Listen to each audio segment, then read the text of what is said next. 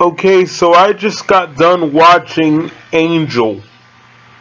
You know, the spin-off of Buffy the Vampire Slayer. I had watched it before, and I've even reviewed it before. But the reason I watched it again is because I wanted to talk about a very old idea that I got from a former friend of mine, where he said they should bring back all the old shows for mini episodic runs. You know, a small run. Like maybe you could bring it back for a 12 episode run and see how it does. And then if it does well, then maybe you can bring it back on a more permanent basis, or at least as permanent as you can bring it. And one of the things he talked about doing was Buffy the Vampire Slayer. Here's the thing. I'm in total agreement with that. I think, and before I say this, no disrespect to Mr. Joss Whedon, because I hope to get him on here someday. But I'm not going to be a sellout, and I'm not going to lie and kiss up to people just to get them on my channel. I told you guys that before. And the truth is, the finales of Buffy and Angel were horribly, terribly written. They were terrible, especially Angel. The finale was just so freaking bad that I don't even have any words for it. First of all, nearly everybody dies. So I'm like, well, that's depressing as hell. That'll just make me want to go jump off the roof. You know, Wesley dies. Lindsay dies. It's just really depressing. It's bad enough Cordelia is dead. Doyle is dead. Fred dies. It's just, I don't know. I didn't like it. I thought it was very depressing. And then check this out. I think Illyria, that's the demon that took over Fred's body, played by Amy Acker, the same person that played as Winifred Burkle. I think she said Gunn only had 10 minutes to live. So even Gunn died, you might as well say. So I'm like, well then what the hell was the point of the whole thing? What's the point of doing a season 6 of Angel? Basically everybody on the team is dead. Sloppily written. I understand that it was canceled and all that, but still, they didn't have to do it that way. Same thing with Buffy the Vampire Slayer. A sloppy ending. You know why? It really had no ending.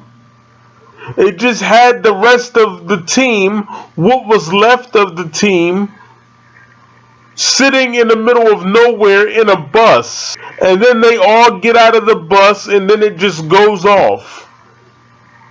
What the hell kind of ending is that? Same thing with Angel. This guy just beats the crap out of Angel. He throws Angel around the building of Wolfram and Hart and just destroys the entire building. And then Wesley dies by getting stabbed by an old demon that uses an oxygen tank or whatever, and he has red skin. And then Illyria turns into Fred, and she's like, would you like me to lie to you now? What kind of ending was that?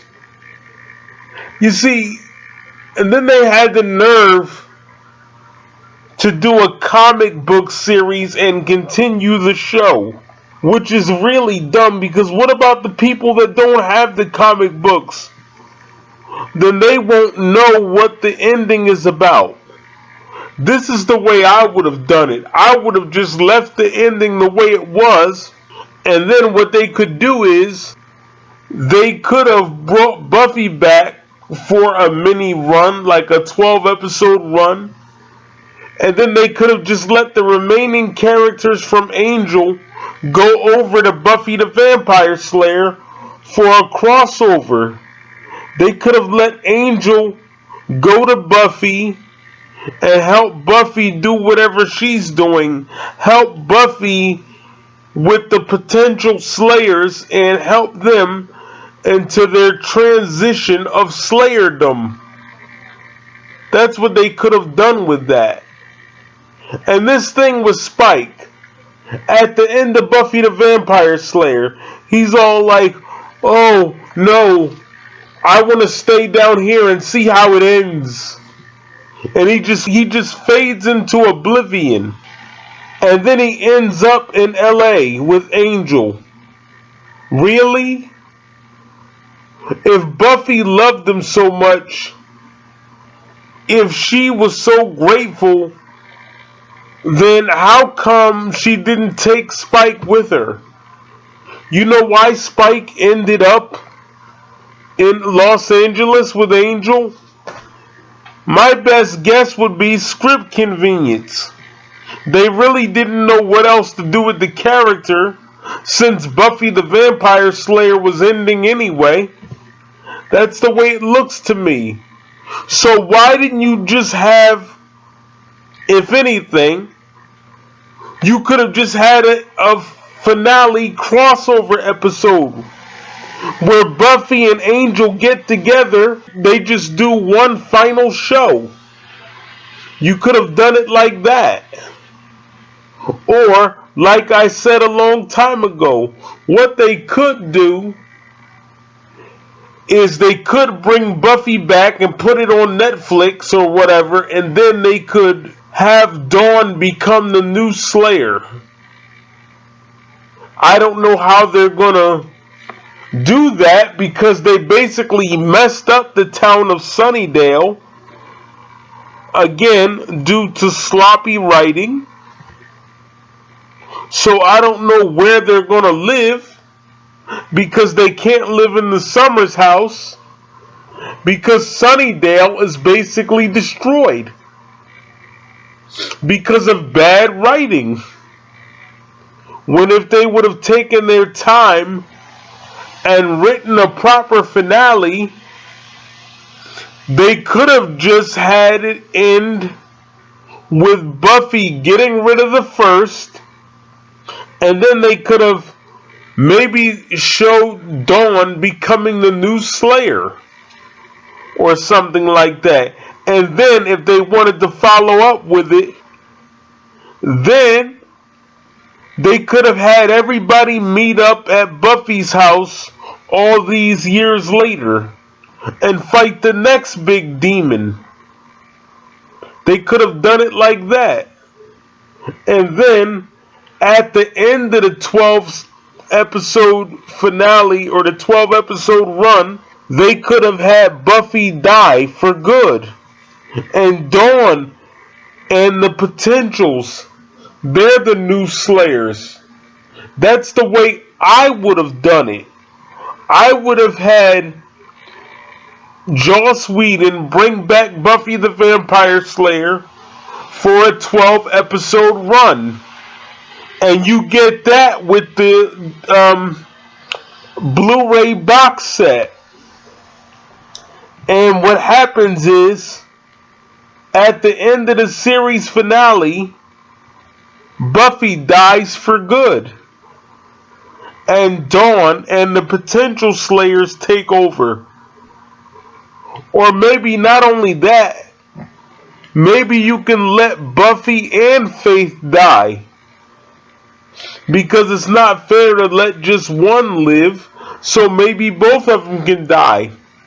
And then Dawn takes over. I mean, yeah, it's still kind of depressing, but it's better than what we have right now. And that's the way I would have ended the Buffy and Angel finale. I would have ended it like that, and you could have had Angel take care of Dawn or something like that. Since he's gonna live forever anyway, he could have been Dawn's new father or something like that. That's the way I would have done it. But that's just my opinion. I don't really know what to do with Gunn. And let's see, who else lived? Oh yeah, Spike. I don't know. I guess you could have still let Gunn live. My point is, anything is better than what they actually did. Because the ending to both shows were just horrible. You could tell that they basically did it for script convenience. Because it doesn't make any logical sense that after all that work that Spike did to save Buffy, to save Buffy's sister, to show Spike her gratitude, she just lets him go off to LA with Angel. She doesn't even stop by to visit him. It doesn't make any canonical sense. Buffy's supposed to be so grateful for what Spike did, she doesn't even show up in the finale of Angel. She doesn't even show up in the final season of Angel. It just doesn't make any canonical sense. I don't know, I just didn't like it. And then this is the part that really gets me. After all the messed up shit that Lindsay does, Lindsay played by Christian Kane, all the terrible things that he does, he ends up getting killed. Which is, it makes perfect sense. It's poetic justice, as they say. But guess who kills him? Of all people. Not Angel. Not any of Angel's gang. Well, I guess in a way it was one of Angel's gang. Lorne. Lorne killed Lindsay. It's like, really? Lorne of all people? Lorne is the one that killed Lindsay? Lorne barely did anything the whole time he was on Angel. He was just the guy that would read you whenever you would sing a song. Suddenly, Lorne has the balls to pop a cap in somebody's ass. Wow. They gave Lorne a pair of balls. I was like, okay, now Lorne's shooting people. Whatever. Lorne was played by the late Andy Hallett. The name Lorne, as I told you in my first review of Angel, is short for Crevlorn Swath of the Deathwalk clan. Rest in peace to Andy Hallett. He died in March of 2009. I wouldn't have even made a comic book series, because now how are you going to explain the run if they want to bring it back? David Boreanaz, or however you pronounce it, he talked about possibly bringing Angel back. Now, how are you going to explain that after the comic book thing? This is why you don't do comic book follow-ups. Because everybody can't get their hands on the comic, and a comic ruins the potential storyline that you could do if you want to make a return. This is why they shouldn't have done that. They should have just left it alone and used the ending, used something that was similar to my ending. That's the way I would have done it. I just wanted to give my thoughts on the whole Buffy Angel thing, because they're talking about bringing Angel back anyway. I don't know how, when most of the cast is dead. But whatever. Unless they time travel, they can use that.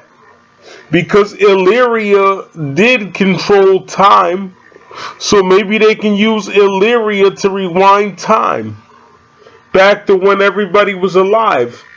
Although you can't do that either, because then you could say, well, how can she bring Doyle back when the actor that played Doyle is dead?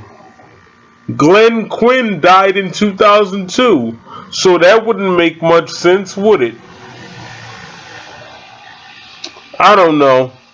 Alright guys, thanks for listening. I'm the Michael Myers fanatic.